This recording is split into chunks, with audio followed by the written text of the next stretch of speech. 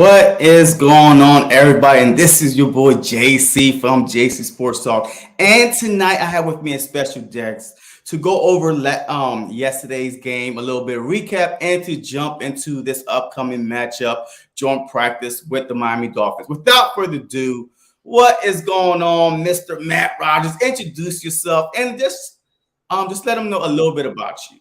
Yeah, so my name is Matt Rodgers. I actually live in the DMV, which is DC, Maryland, Virginia Me area. too. Okay. I didn't know you were in the DMV. Yeah, for sure. So I grew up in Philly. Most of my just until a couple of years ago, I lived most of my life in Philly. Now I moved down to DMV, but of course, still got to love the Eagles, Sixers. Unlike our host here today, I like the Phillies, I like the Flyers. I write for the Liberty Line over there. Sometimes I have my own podcast. It's called Honorable Mention Podcast. A whole lot of different stuff that I've done. I had the opportunity to run for office before down in Virginia, doing some other stuff, and so it's been a lot of fun. Younger guy, looking forward to a lot of good year, and especially this year with the Eagles. Hey, look, I have a superstar on my channel. Excuse me. Hey, I didn't know he was all over the place. That's what I'm talking about, man. I love to see, young African-American, people of color do good. Even when hard times rise up, regardless of what's going on in life, man. Thank you very much for all you do. Absolutely. Through sports and through the political agenda and stuff like that. So I appreciate it. His Twitter handle is right next to his name, Matt Rodgers, and you see his Twitter handle, and also his podcast is also on the baseboard right there at Mention Pod, and also he's right at Liberty Line Philly. So go check him out. Really quick, y'all. Appreciate it, JC. Really quick, if you look up Rodgers with a D, that's not me. You're gonna find somebody else who looks way different. The different receipts. You check Matt Rodgers with the G, and you'll find the correct receipts. Just for the listeners, the people who are interested. Yes, sir. Hey, shout out to everybody that's in the chat, man. Nina, man, always. Hey, she's 4 for 4. You know what I mean? Ride hard, Sixer fan, and she gets on me, and that is one of my most loyal supporters on this channel. But when it comes to Sixers, she do not play, and she get on my back. It's all right though. It's all love, brotherly, sisterly love. Hey, shout out to Trap House, man. Appreciate you tuning in.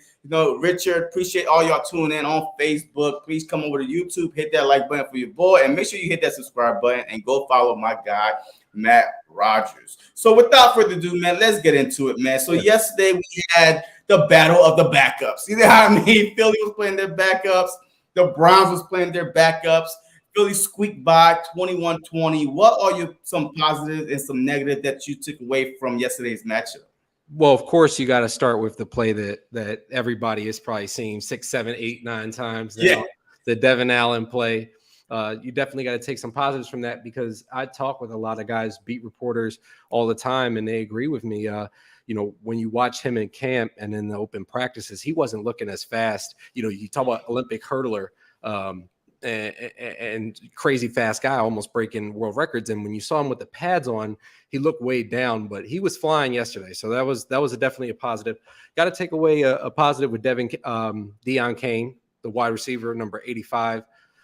He's somebody I'll talk more about later. You sent me a couple of things you wanted to get into, so I'll save some of my thoughts on Mr. Kane for later.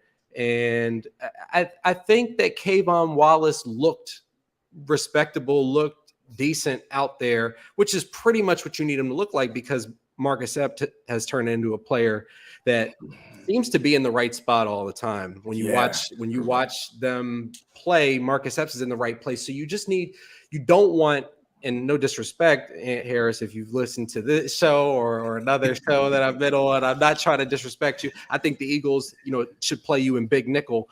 But if we're coming out a dime look, quarters look, nickel, regular nickel, I don't want to see Anthony Harris. He's a box safety. That dude is like pretty slow, like linebacker speed. No disrespect again, but if a team is airing it out, Anthony Harris is a liability. So we need Kayvon Wallace. We need Kayvon Wallace or somebody else at that safety position to step up. So.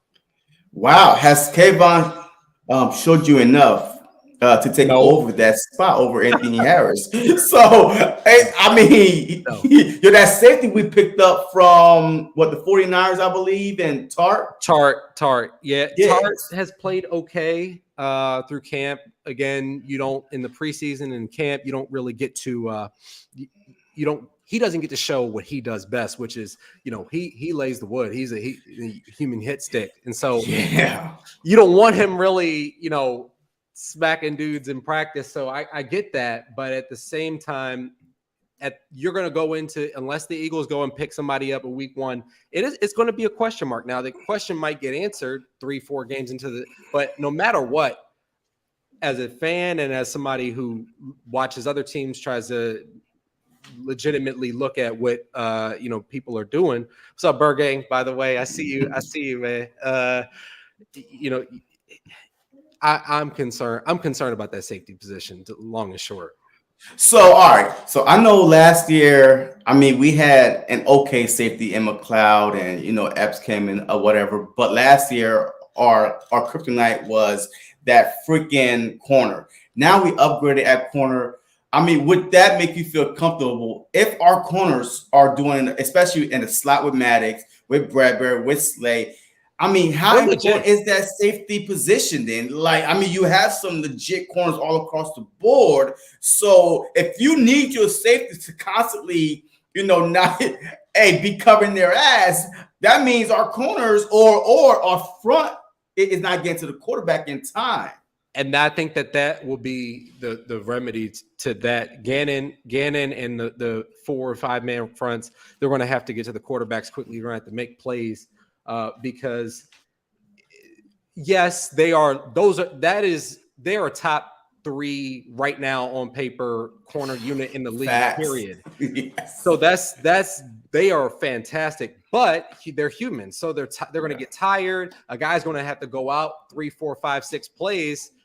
And then you got a McPherson covering a guy or Kerry. Yeah. Now, Kerry Vincent, I'm not sure. Kerry Vincent was kind of getting cooked up. Yeah. I don't. Get him out of here. Get him out of here. I kept on saying that yesterday. I'm like, who the hell is number 34? I'm like, and then I saw Vincent Jr. I'm like, nah, it ain't looking good for him, but hey, we never know. It looked like they were picking on him. Now, this is preseason. You're not doing exotic stuff. I get it, but I'm not.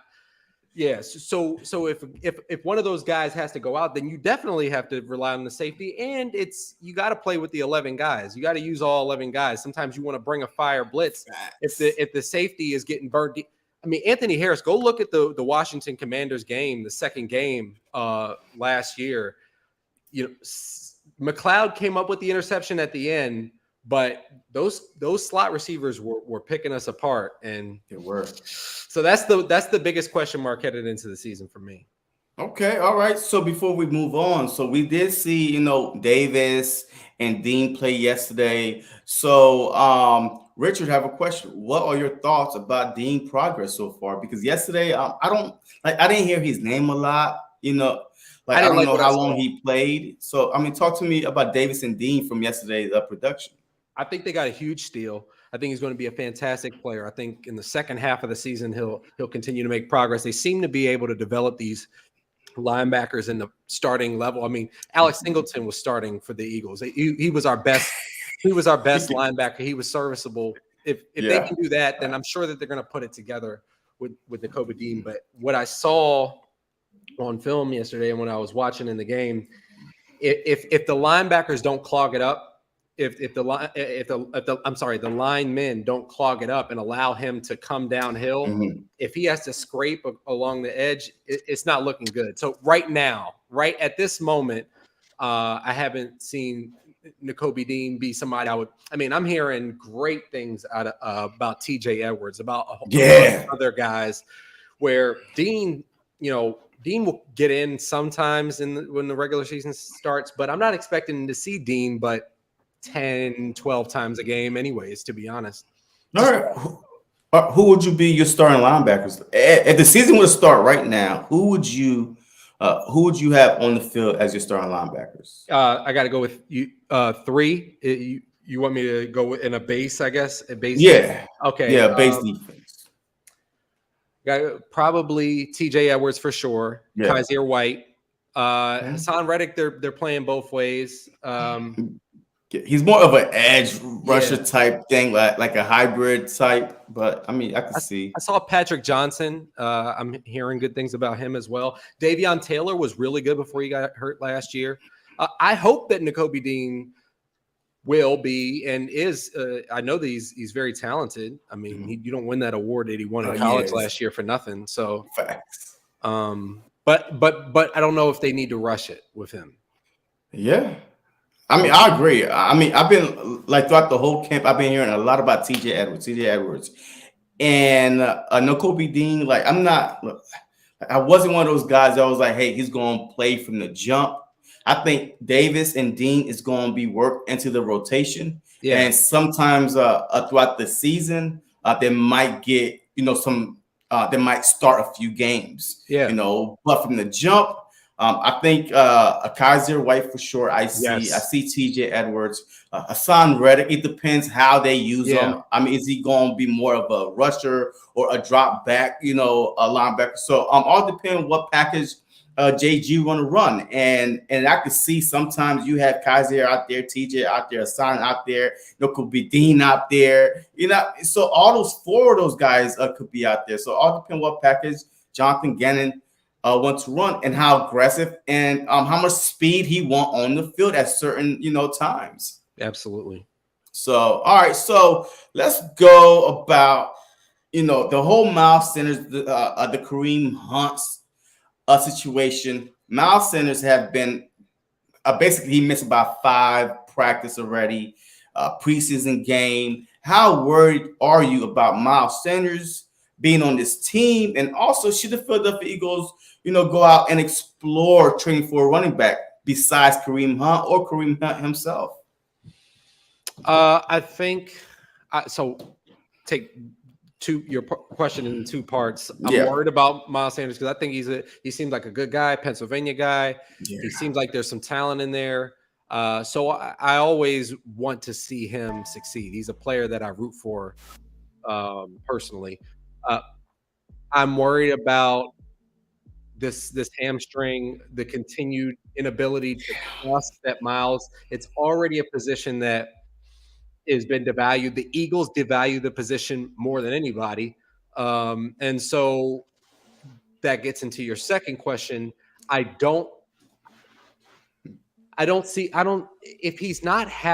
Kareem Hunt is not happy with the money he's making in Cleveland, he's not going to come to Philly and get more money. I mean, the Eagles aren't going to sign him to the kind of extension the Eagles don't sign anybody in terms of running backs to anything. And so would he just be that sold on the Eagles? Like, this is a 1-year run. I'm gonna play out the rest of this contract. I just want to come to Philly and win a Super Bowl, maybe. But you got to have that kind of understanding with him before he gets here. And I just don't know how you make it happen. I also don't want to see Andre Dillard included in a package for that. I think the Eagles have to keep Dillard. Yeah, I agree. I mean, I really don't think that we should go out and get another running back. I mean, look, I know a lot of Philly fans want another running back. As a matter of fact, they want another safety, another running back, and they don't care about the cap. They don't care about the scheme. They just want the big names. Look, it's good to have some well-known, established players, but at the same time, what would you have to give up to get these players? Right. Like how deep in the hole, even though the salary cap go up next year, but still we don't know. Like Jalen Hurts might go out and ball out. And the average, the going salary for a starting quarterback annually is $40,000, like $40 million. Like, don't even come to the table if it's not going to be $40 million a year. So, I mean, we don't know this situation. And who knows? With the whole Miles Sanders situation, all right, let's just say he does start the season. The Philadelphia Eagles are keeping him, out because just to make sure that he's 100% healthy and then he start the season, he end up balling out. All of a sudden now, this is his last year. There is no tomorrow. Like this is his last year. So now he might have to get signed to a contract. I mean, so Brendan Graham, he's on his last year. He said he would love to play another year, but if it's not for Philly, he don't mind going somewhere else. So now we're going to have to try to pay him if we want to keep him. Derek Barton, I mean, it's so many like one-hit players like that we Kaiser White, in matter of fact, man, another linebacker. If he start balling James out, we got to pay him. James Bradbury. So we have all these guys that we have to worry about internally before we try to bring all these guys, especially when we don't really need them that like just yet. Right now with Boston Scott, with Gainwell, with Sanders, with Huntley in there, every once in a while. I think the Philadelphia could go into the season with what they have at running back and be okay. You? Boy.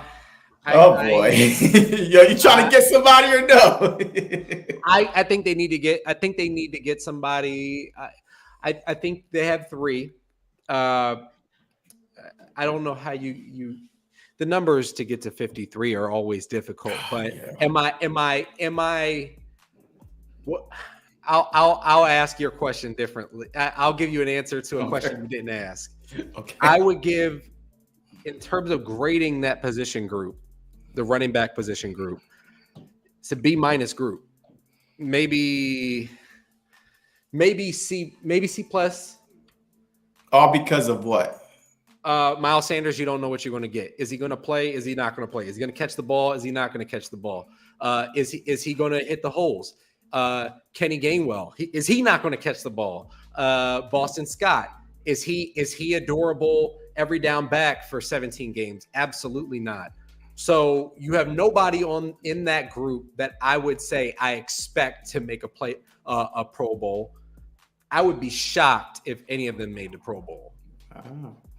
That was one of my hot takes, actually, that Miles Sanders will have over 1,100 yards rushing and 10 touchdowns. I mean, that's my hot take for this upcoming season. I would love it. Last year, he almost had I believe about 800 yards. And then we started running the ball late, right at the Detroit, versus, where you got hurt at? The Raiders. We started running the ball against the Raiders. And then the following game against the Detroit, we just started pounding the ball. But we didn't start running until week 6 or week 7. But that was with Jordan Howard. I'm about to say this. If we go out and bring back Jordan Howard with the running back group we have, are you going to be okay? Let's run it back, because that's exactly who we had last season. I feel Howard, Gainwell, Scott, and Sanders. I think that's where we are, unless we see somebody cut from another team. I just don't know if Jordan Howard is going to, the concern is with the stingers he's been having with the neck issue. And so I would be fine with it. Jordan Howard plays great for us, but there's no C- talk, C+ talk anymore. It would be a hard B-, maybe B, if you bring back Jordan Howard. And then you do have to, not trying to be all negative here. Yeah. You do have to count in that Jalen Hurts is a top 2 running quarterback in the game of football. So you kind of got a piece of a running back there. So bring it up to B+, A-. All right. So who would you go out as far as running back? Because right now, I know you kind of okay, so who can the Philadelphia Eagles add without breaking the bank that will help this team? They're all right, now we're talking. Is that person on the roster? A Kennedy Brooks, a Huntley? Is any of those running backs on the roster, or do we definitely need to start looking outside for a cheaper deal? As a matter of fact, Kenyon Drake is on the market because he's expected to get released by the Raiders. So with a guy like that come in and help Philadelphia Eagles, that's what it'll be. Howie, my man Howie's at work right now. He's still, we're talking birds. People are watching. People are putting their babies to sleep. It's 8:00. Howie's working the phones. He's gonna make it happen, and that's what it's gonna be. All right. Look, I still got faith in Miles. I'm a big Miles Sanders fan, because you are not gonna find a running back off the streets that could give you 5 yards per carry. No. I mean, this dude, it's a 5 yard per carry machine, but he just got to stay healthy. Like he never missed like 4, 5, 6 games at a time. Like he missed about 8 games throughout 3 years. But it's like at the worst time, and then the team got better when he started missing games. So that's that's what sticks out to a lot of people. It's like when you miss games and we start playing better, do we really need you? Yeah. But I think they both have potential. So I wouldn't be shocked even if we don't add a Jordan Howard, could Gainwell and Sanders take that next step? I wouldn't be shocked if they did take that next step. I still don't think that either one of them are Pro Bowlers. If you're talking about Miles Sanders with 1,100 rushing yards, you're talking about the Eagles in the NFC Championship. I mean, that's what we're talking about. If you got the Eagles running game working like that, you talking 1,100 rushing yards for him. You're talking about at least 500, at least 500 for Gainwell. You're talking at least another 500 for Boston Scott, another 800 for Jalen Hurts. We're getting close to 3,000 rushing yards there, and you add in the passing game. If Miles Sanders is going off for 1,100 yards, the Eagles might be doing some kind of ridiculous win total. Yeah. I mean, look, if you look at it, I mean, last year we was definitely over 2,000 plus rushing yards. Jalen Hurts alone had over 800 something, and Miles Sanders had either 7 or close to 800, and then you add in, the Jordan Howard and Gainwell. So it's 3,000 is not that much when you are the leading rushing team in the league, when you are good at what you do, But Jalen Hurts, I don't see him rushing for over 600 yards. I really feel like it's going to be more of his arms, and then he's going to rush for about like maybe 550 to 600. But over that, I mean, that's too much running. Like we know he could run. We know he could run. Like we don't want him to take that away from him. But at the same time, hey, we don't want to see him just keep running and running and running. Like we want to see, hey, you got AJ Brown, you got Goddard, Devontae Smith, Quez Watkins. You run if the pocket is collapsing. You run if you need to. You run, but not like hey, you look one way and then you take off and run. That's not what we want, and that's what happened a lot last year, and that's how he got his yards. He looked one way, before he looked the other way, he kind of took off and run. So I don't see him running for over 600 yards. So it's do you see Jalen Hurts? He's faster. Hot take. Today's Jalen Hurts, August 22nd, 2022. Jalen Hurts is faster than August 22nd. That he worked. He's slimmer now. And he's more athletic, so he's going to gash people worse. It might be less often, but they're still going to work it in there. There's no way. Oh yeah, absolutely. His ability, and you don't do it. Yeah. Even Shane talked about that. He was like, "Look, I'm not going to take his weapon away from him. Like I'm not going to take his legs away from him. Hey, regardless how much criticism that the other people, fans say, hey, he's a running back. Who cares what you think? Are we winning or losing games? You know what I mean? That's all I care about. Right. You know what I mean? But hey, we'll see. So let's jump on to the next topic, a hot topic of the day, trending all over Twitter. The wide receiver competition is heating up. You got Deion Kane. He looking like Randy Moss yesterday, watching them play. We got Davion, Allen. This dude is like Flash Gordon. This dude 55-yard bomb, touchdown. Of course, we got Greg Ward. We signed to a 1-year contract, which I think is not going to be on the team. But then we got Smitty, Quez, Rager, first-round draft pick. A lot of people don't want to see him on the team, but we know how he is. He's going to try to nick out the first round as much as he can. How do you see this wide receiver core group working out, and who makes it? Well, you got 4. So I've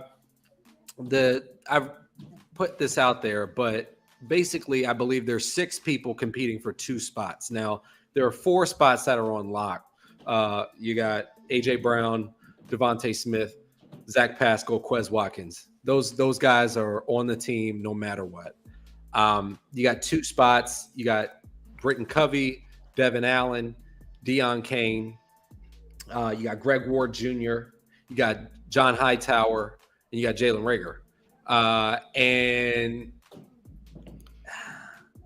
I'm not sure.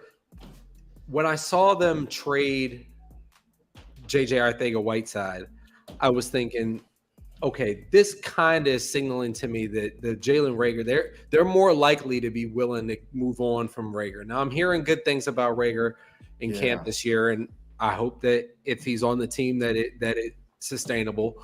But I've heard good things about him in camp in previous years, and he's on the field with Deion Kane and Devin Allen, who were splashing at the same time, and they were able to dial it up to Deion Kane on back shoulder fades and different things like that. I wouldn't be shocked, especially when you're talking about the way this team is going to be constructed. They have a really stiff tight end competition going on, and those are guys who can catch the balls well. You have a couple running backs that's the way you run your team. You want to throw the ball. So we might only end up keeping 5 wide receivers. Kane could be the last one. I think Covey, they want to keep Covey. I heard he's a good return specialist. Yeah. And then you got, Allen's going to be on somebody's roster or on somebody's practice squad after that catch, period. Yeah. Oh, man. So your 5 are AJ Smith, AJ Brown, Devontae Smith, Quez, Deion Kane, and Reagor. Where's Zach AJ Brown, Smitty. Okay. Pascal, Watkins, Kane. Reagor's gone. You know Howie though. You know Howie, man. Like he already got rid of one of his pride and joy and JJ Arcega-Whiteside for nothing, basically. Because I don't think Amadi is gonna make the team. The Seahawks was going to cut him anyway. So basically for nothing, right? So now you're about to get rid of Reagor. If what you're saying is true, then the Philadelphia Eagles is going to get rid of Reagor through a trade, obviously, because he ain't going to cut him because that's $3.5 million on the books for this year. They would have to keep 6. If Reagor's on the team, I would say you have to keep 6. Oh man, this is going to be tough. Yeah. This is going to be tough because if you try to keep 6 or 7 wide receivers, where in the other areas are you? I'm taking from the linebackers like is Davion Taylor. They're 10 deep on the line. Yeah, they're 10 deep on offensive line. You got three tight ends for sure. You're going to keep 3 tight ends, at least 3 backs. Yeah. 3 possible quarterbacks. Do the Eagles keep 2 quarterbacks? They keep 3 quarterbacks. I think they're going with 2. I think they're going with 2 on game day. And plus on game day, you're allowed to bring up more though, right? Because on game day, you're allowed a couple of days before the game, you're allowed to protect a few and bring them up for game day. So you're allowed to bring up more than the 53 on game day to your roster. So that's something to look out for too.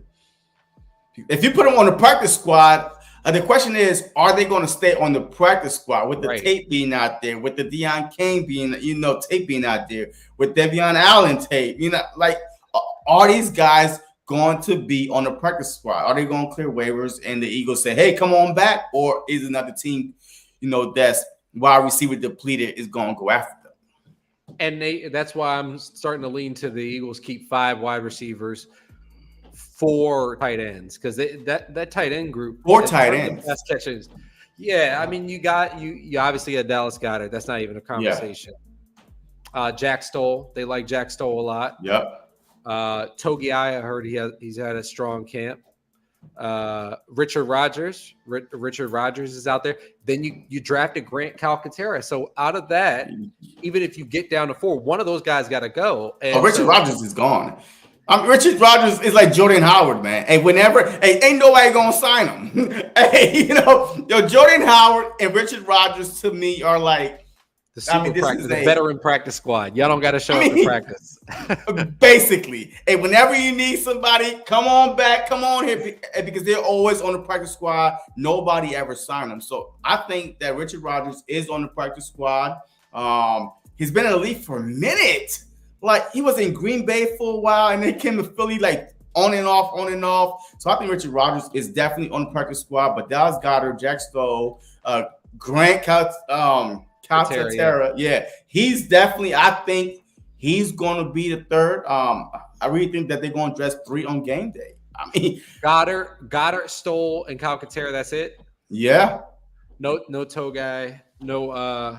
And then Tyree Jackson. Yeah, Tyree Jackson. Tyree Jackson will start. I think he might start on PUP, so he might, be untouchable. But then later, you don't want to have to cut somebody, later down the line. Hey, by that time, we should have enough tapes. Nah, you ain't making it through 6-7 games. Hey, you cut. I mean, by that time, you should be able to tell, like, who's the ballers on your team by week 6, week 7. Like, who's being productive or who just holding up a spot.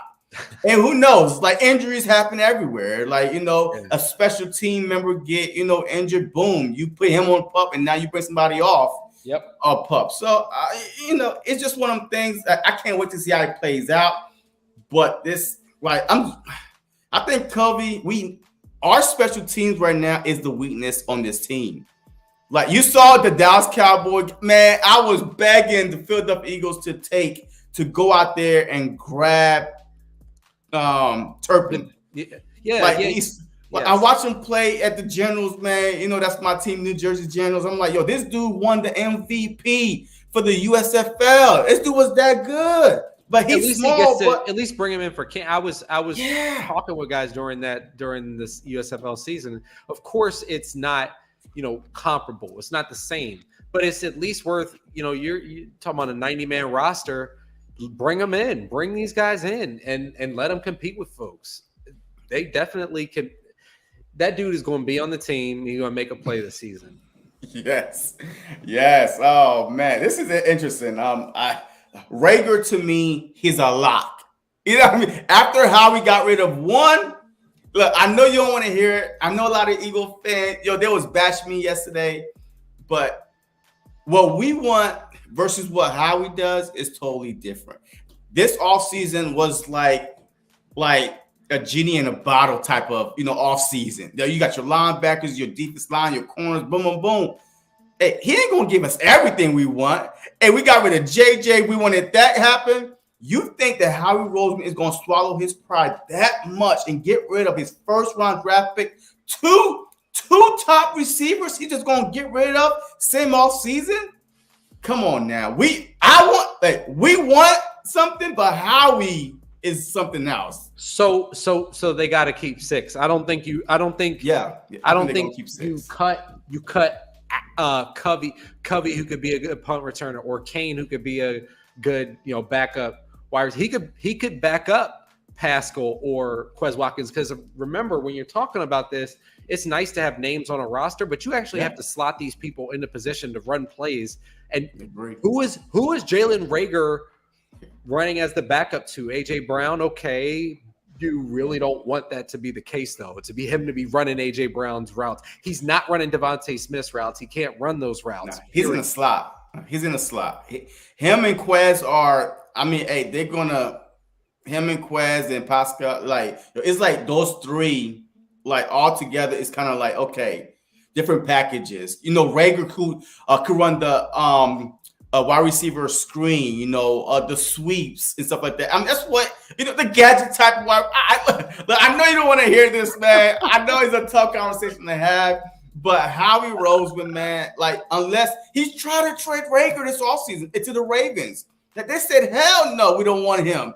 And the Ravens barely had any wide receivers. So, I mean, sometimes you just got sometimes you got to eat dead money. I mean, I don't know if Carson Wentz. I mean, that was dead money. It was dead money, but we were better off for it.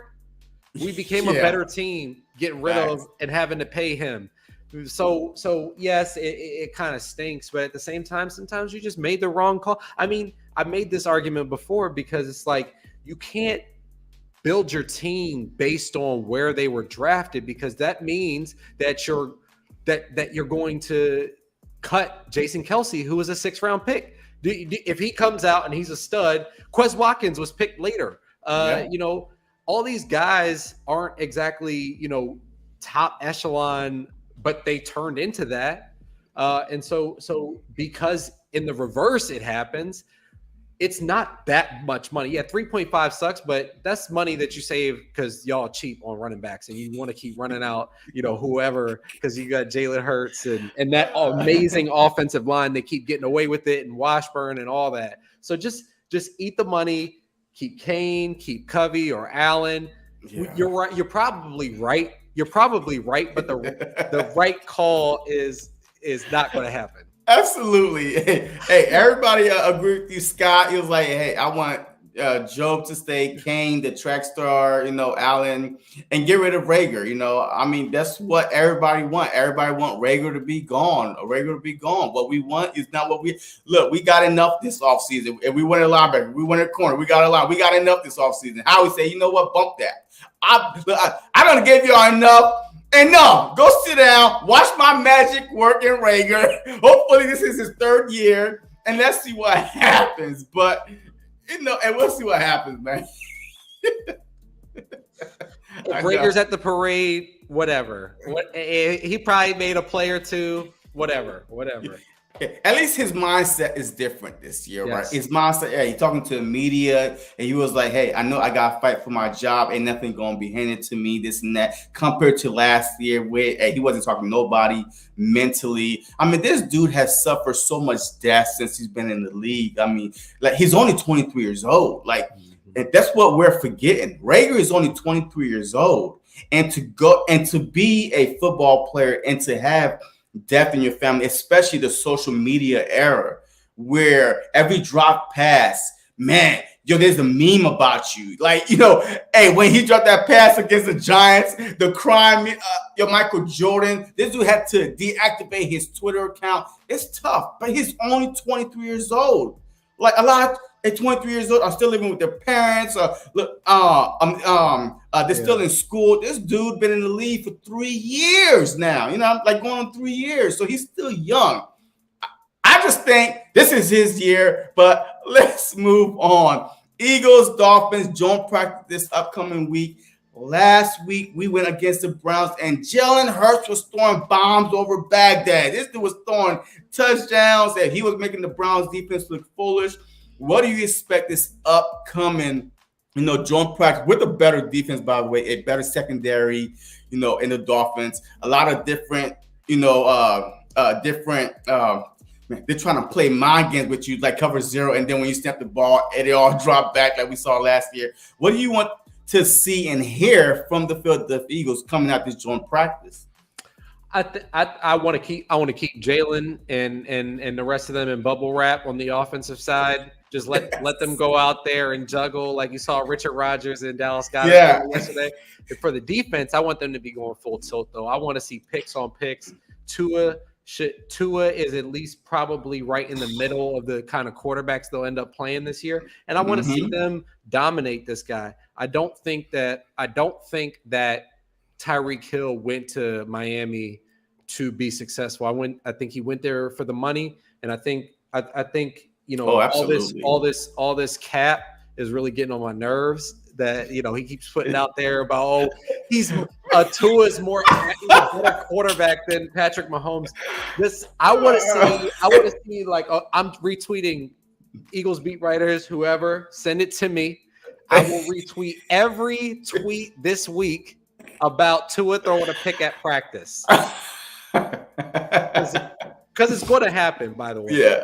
Oh, yeah. I mean, I think Slade's going to have one. Epps going to have one. Hey, I'm hoping that James Bradbury come back. So I don't know what's going on with him. Have you heard anything with? I mean, I know he's dealing with the groin issue out of nowhere one day last week, and then we haven't heard a peep from him since. So I mean, like I don't know how serious it is. Have you heard anything about that? No, I haven't heard. I haven't heard anything about that. But I would also with injuries like that, they're going to be extra cautious heading up to Yeah. soft tissue injuries. They're going to be extra cautious with about 20 days left until the season. So I'm not too worried about it. I would love to see them go and dominate them, but uh, but I think they'll probably if he's even like 5% off, they're going to let him take it easy.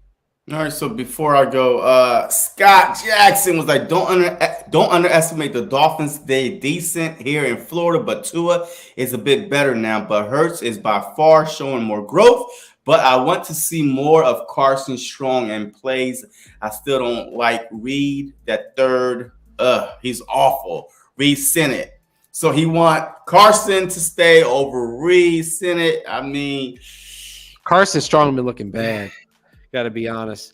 Reed looked good in the last preseason game. I mean, and don't underestimate. I mean, it just sounded like he just threw it up there to Devin Allen, but you got to really throw it up there with anticipation and because it's a lot harder to hit that deep ball in that situation and not underestimate it or overestimate it. You have to come back for that.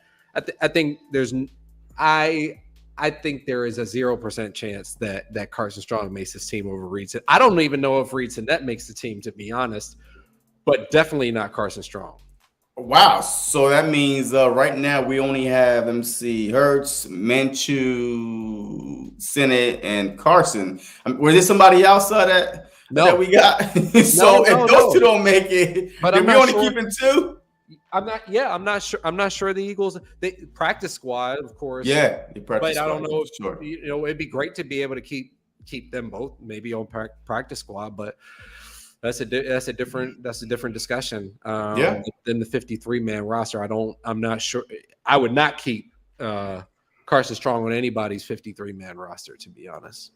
Yeah, I think this year, because of the way the NFL has, that say, hey, it's okay to bring up I think it's like 3 to 6 extra guys on game day that maybe on game day they might just bring an extra quarterback up. On game day they might bring an extra wide receiver up. So the NFL, had give these teams enough room to put the practice squad, and then the practice squad got expanded to like 16, I believe.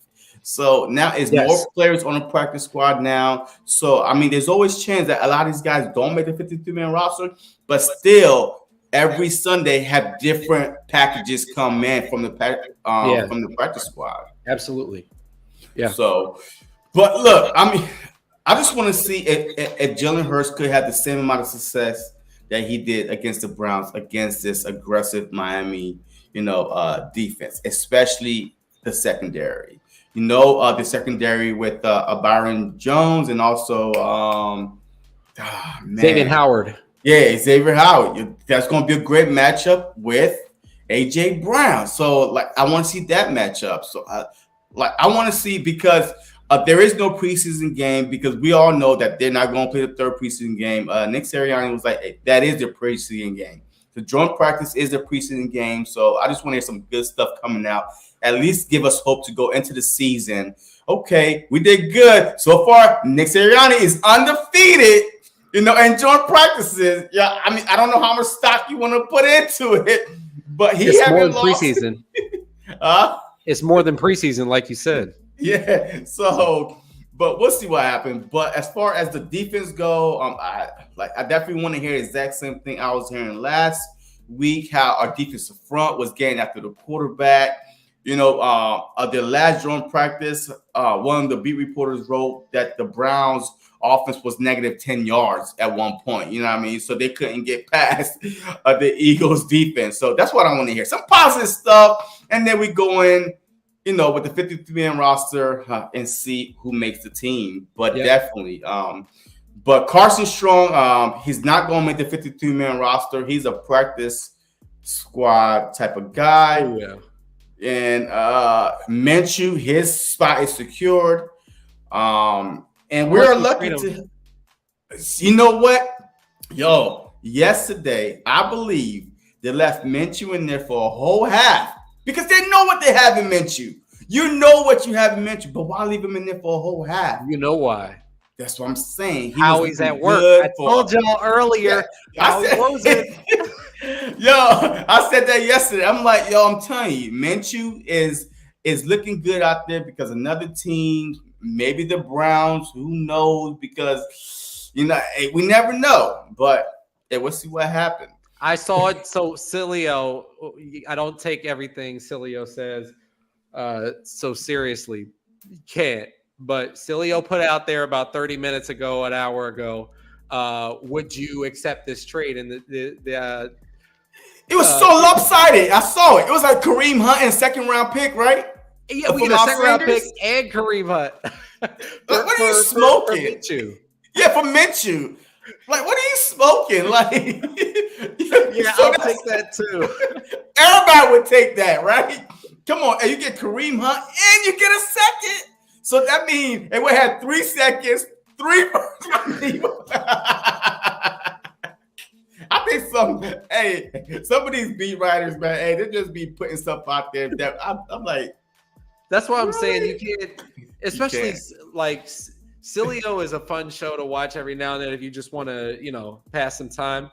But sometimes the stuff he says is just so outlandish. Like, there's no way that team is offering. Like, are they drunk? That's like when, I don't know how much your listeners watch basketball, but this is like when the Lakers were about to get Chris Paul and the NBA vetoed it. That's what that would be. Yeah, exactly. That's unfair. Like, and Kobe and Chris Paul. No. Get out of here. But it is what it is. So before we move on, what are your thoughts on the defense this year? I guess overall, he's asking, is it going to be an aggressive defense, a better defense than last year? What are your thoughts on the defense overall? Oh, it has to be a better defense than last year. Up to the Lions game, they were pathetic. The Lions game, it was the worst defensive performance I've ever seen the Eagles have against the Lions and Derek Carr last year, where he almost completed 90%. If you see a performance like that from this team again, Jonathan Gannon needs to be fired that next day after the game. He's gone because this team is so loaded up. Mm-hmm. And take into context, I'm the guy who started off this show talking about the safety position. Even with that, even with not picking up a soul, and they just play okay in the back half there, this team is loaded up. They should be a top 5 defense in the league, no question. Yeah, I agree. Hey, Greg Rice, great show. Thank you for tuning in, watching the Jets in a Dirty Bird game. People sleeping on Ritter. That's another one, Ritter. Everybody love Ritter, man. Everybody love Ritter. JC, next Sunday, would love to chop it up on a preview for my Lions. All right. Hey, hit me up on Twitter, man. Hit me up on Twitter. Hey, we'll get together, man. Hey, talk about your Lions for the upcoming, week 1 matchup. All right. So my last question for you is this. This season is like, man, these Eagle fans are pumped up. They're excited. They can't wait for the season to start. What are your keys to a successful season, and what is your record prediction? How far does the Eagles have to get to say, you know what, they had a successful season? I think the keys to a successful season is starting off the year, keeping the identity that we had last year, run to set up the pass. The 2017 team, if you watch the games, like actually sit down, not just watch the highlights, watch the games. That's what the 2017 Eagles team did to you. They beat the hell out of you on the ground. Mm-hmm. And then in the third quarter, they get in a key offensive situation. They hit you with a bomb or a quick score, and then they'd be off to the races and have the defensive line. This team is built to play with a lead. Get you to be in a situation to pass, pick six, slay, fumble, Dean, take it to the house, and we get off to the races. So key to that is keeping this offensive identity. The pass will come. Now they're in a situation where if they know they have to pass, we got weapons galore, but we don't have to force it. So that's the key to the season. Jonathan Gannon continuing to mix it up with different 5-man fronts. I love the idea, playing some 3-4, playing some 4-3. My record prediction is 12-5. 12-5. Okay, and how far do we go? Like what? NFC, ladies and gentlemen, you hear it right here, Mr. Matt Rodgers with no D. My bad, I corrected down there, Mr. Matt Rodgers, 12-5 NFC Championship. Do we get a first round bye being 12-5, or do we have to go through who we got to go through? Because 12-5, because there's only one team that get a bye in each conference, because everybody else is basically a wild card team. Basically, I think the Bucks probably. I think the Bucks or somebody else probably gets the 1 seed. I mean, I think if we could get the 1 seed with 12-5, but no, I don't think we get that bye. But I think I don't know who I would, other than the Rams or the Bucks, who I'm really scared of coming out of the NFC. I'm not afraid of the Packers. I'm not afraid of the Cowboys at all. Niners, we should have beat them last year before we even knew who we were as a team. So the Philly ugly special. I never seen such. How you ruin an iconic play like this, right? You messed up this Philly special because you're trying to please the home fans.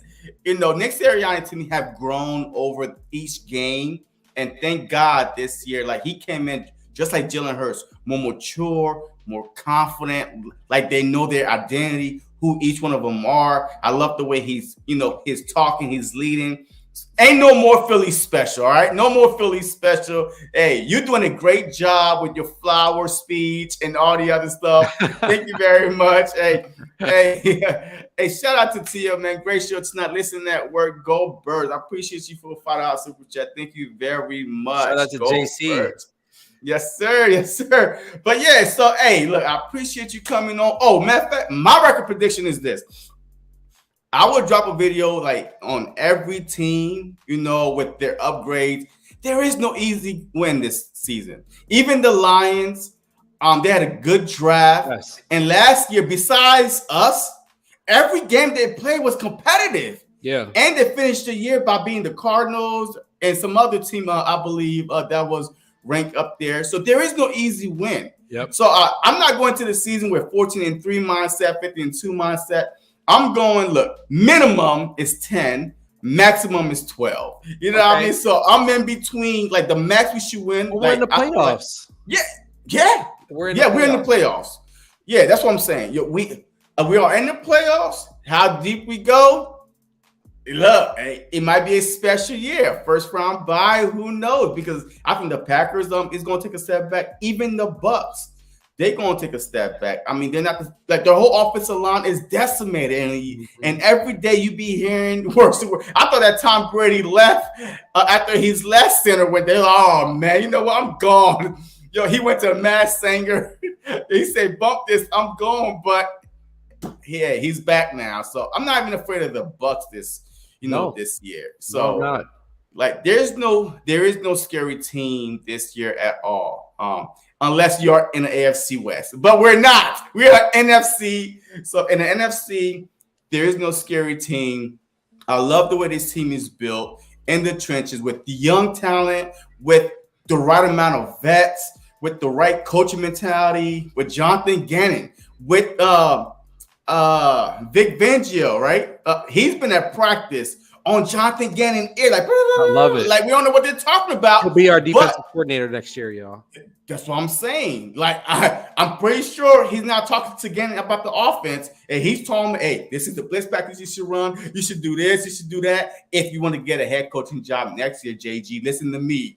Because he's trying to help him get his thing going on so he could get out of town and he could slip right on in." Vic Fangio. But hey, man, I appreciate you, man, coming Absolutely. on. Let them know where they could find you at, and let them know, hey, what you working on, man. Like, how often do you go live on your podcast and stuff like that? Well, don't cheat us strong, man. Hey, don't cheat us now. I know you have to be. I've listened to you on your podcast and stuff like that. So let them know.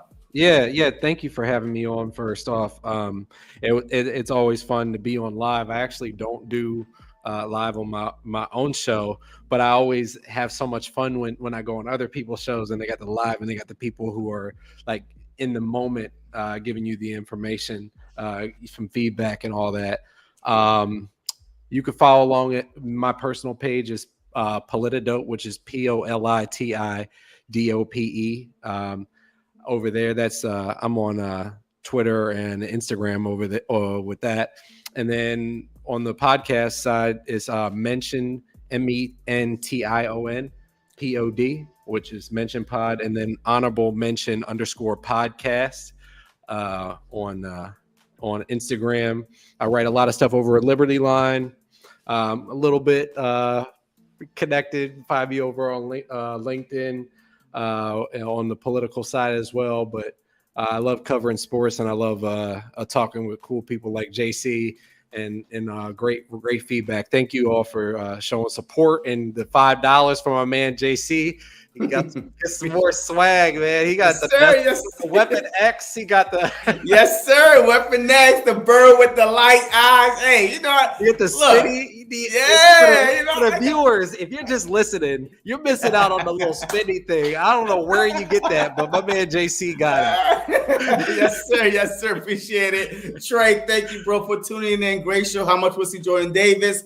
We'll see him the right amount. You know, I mean, him and Fletcher Cobb's going to, interchange him and Hargrave. I mean, like as far as a full-blown starter, like I think the Philadelphia Eagles have that on all these pieces that we won't see anybody, like any starter play no more than like probably 45-50% of the snap. Like they're going to share throughout the year. So, and give Miles Sanders the ball. He got to stay healthy to get the ball, Trey. Yes. I'm sorry. Like he's not even practicing. On. Yeah, he got to show up with jersey on, all right, and not a Band-Aid and a gown, and hospital gown. All right. So, hey, man, appreciate all y'all tuning in, man. Thank you very much. Please make sure y'all hit that like button for your boy. And as always, man, go Birds. Go.